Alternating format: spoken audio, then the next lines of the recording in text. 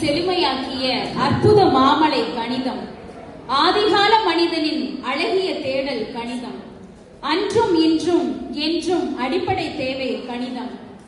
கணிதமின்றி மனிதமில்லை, கணிதமில்லா காலமில்லை. என்னென்பார் ஏனை எழுத்தன்பார், கண் போன்ற கணிதத்தை கண்ணியமாக்கும் கணித ஆசிரியரும் நம் பள்ளி ஆசிரியை திருமதி விக்டோரியா ராஜாத்தி அவர்களின் சகோதரியுமான திருமதி Gladys Maxi Amala, Saint Joseph school CBSE Dindigul அவர்களை என் பள்ளி குடும்பத்தின் சார்பாக உரையாற்ற அன்புடன் அழைக்கிறோம். எல்லாவற்றையும் எல்லாவற்றாலும் நிரப்புகிற எல்லாம் உள்ள இறைவனுக்கு என் முதல் வணக்கங்கள். பணி நிறைவு விழாவுக்கு வந்து பணி மாற்று வாழ்விற்காய் இறை அருளை திருப்பலி மூலமாய் பெற்று தந்த அன்பு என் வணக்கங்கள். ஒரு முறை கூட நான் இந்த பள்ளிக்கு வந்ததில்லை, ஓரளவுக்கு கூட அறிமுகம் இல்லை, ஆள் அடையாளம் கூட தெரியாது. ஆனால் அன்பு ஆசிரியை கிரேஸ் அவர்கள் மூலம் மேடையில் நிற்க அனுமதி கேட்டவுடன் உடனே அனுமதி கொடுத்து என்னை இந்த மேடையில் இந்த வேலையில் நிறுத்தி வைத்திருக்கிறார் அன்பு அருட்சகோதரி சிஸ்டர் HM அவர்களுக்கும் சபையின் மற்ற அருட்சகோதரிகளுக்கும் என் மனமார்ந்த நன்றிகளையும் வணக்கத்தையும் தெரிவித்துக் கொள்கிறேன். பள்ளியில் பணி நிறைவேற்றிய நாட்களிலும் தங்கள் தங்கள் பணி நிறைவு விழா எப்படி இருக்குமோ என்ற கனவுகளையும் மனதில் ஓடவிட்டுக் கொண்டிருந்தாலும் அரங்கத்தில் அழகாய் இந்த வேலை மட்டும் அமைதியை அமர்ந்திருக்கிற மற்ற ஆசிரியர்களுக்கும் என் வணக்கங்களை தெரிவித்துக் கொள்கிறேன். பள்ளியில் பணி துவக்க நாளில் தன் கால் பதித்து நின்ற இவர்கள் இன்று பணி நிறைவு விழாவில் தடம் பதித்து இந்த மேடையில் அமர்ந்திருக்கும் ஓய்வு பெறுகிற ஆசிரியர்களுக்கும் என் வணக்கங்கள். நான் மிஸ்ஸஸ் விக்டோரியா ராஜாத்தியின் கடைசி சகோதரி. வயது மூப்பின் காரணமாய் வர இயலாத என் அன்பு பெற்றோரின் பிரதிநிதியாகவும் இந்த வேலையில் நான் இருக்கிறேன். செவிக்கு உணவில்லாத போது வயிற்றுக்கு சிறிது ஈயப்படும், மன்னிக்கவும், நேரமானாலும் நான் நம்புகிறேன் உங்கள் செய்திக்கு ஏதாவது ஒரு செய்தி கிடைக்கும் என்று. வாழ்க்கை நாளில் நான் சொல்ல நினைப்பதற்கு கடவுள் கொடுத்தது அருமையான சந்தர்ப்பம். உங்கள் அனுமதியோடு இதை பயன்படுத்திக் கொள்கிறேன். நாணயத்திற்கு 2 பக்கங்கள் உண்டு. ரெக்ஸத்தான் என் அக்காவின் ஒரு பக்கத்தை அருமையாய் சொல்லிவிட்டு சென்றார். நல்ல வேளை இன்னொரு பக்கத்தை நான் சொல்ல விட்டு வைத்து சென்றிருக்கிறார். இந்த வேளையில் ஒரு பறவையை பற்றி ஒரு 3 செய்தி மட்டும் உங்களுக்கு நான் சொல்கிறேன். என்னடா அக்காவை பற்றி பேச வந்து பறவையை பற்றி சொல்கிறார் என்று நினைக்காதீர்கள். இதற்கான முடிவு இறுதியில் உங்களுக்கு கிடைக்கும்.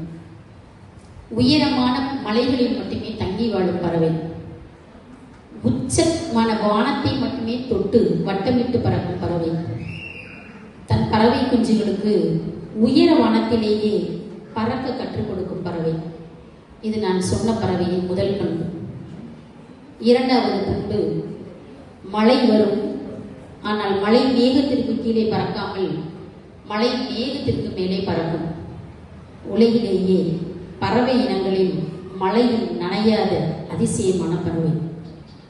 3வது பண்பு, தன்னுடைய பலன் எப்பொழுதெல்லாம் குறைகிறது என்று எண்ணுகிறதோ அப்பொழுதெல்லாம் பாறைகளின் இடுக்கிலே போய் சென்று தவம் இருக்குமா. தன் அழகாலேயே தன் சிறகுகளை உதிர்த்து ஃபாஸ்டிங் இருந்து புது பலன் பெற்று புது இறகுகளையும் புது செட்டைகளையும் அடித்து உயர வானில் மீண்டும் இளமையோடு பறக்குமா. நான் இப்பொழுது சொன்ன இந்த 3 பண்புகளையும் உடையது ராஜப்பறவை என்று அழைக்கப்படும் கழுகு. ராஜப்பறவைக்கும் ராஜாத்திக்கும் என்ன சம்பந்தம் என்று நினைக்கிறீர்களா? பிறந்த வீட்டில் மட்டுமல்ல, புகுந்த வீட்டிலும் இந்த நாள் வரை ராஜாத்தியாய் வாழ்ந்து கொண்டிருப்பவர் தான் என் அக்கா விக்டோரியா ராஜா. நான் சொன்ன முதல் பண்பு போல் தான் மட்டும் நன்றாக இருந்தால் பத்தாது, தன்னை சுற்றி இருக்கிற அனைவரும் தான் தங்கும் வீட்டிலும் தான் பணி செய்யும் இடத்திலும் பிறந்த வீட்டிலும் புகுந்த வீட்டிலும் எல்லாரும் நன்றாக இருக்க வேண்டும் என்ற உயர்ந்த எண்ணம் கொண்டவர் தான் என் அக்கா.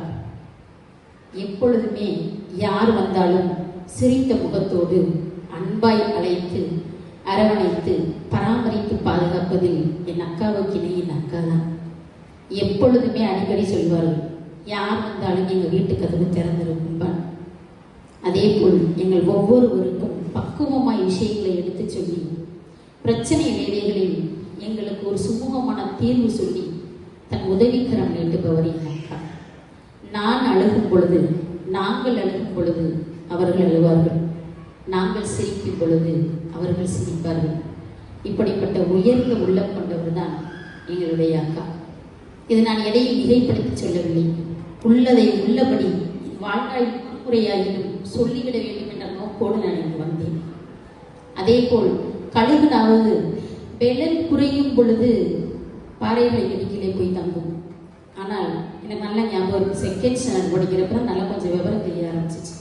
ஹோம்ஒர்க் செஞ்சு எவ்வளவு டயர்டாக இருந்தாலும் தூக்கம் வந்தாலும் குடும்ப ஜெபம் முழங்கால் போட்டு சொன்னால் தான் எங்கள் அக்கா சாப்பாடு தருவாங்க.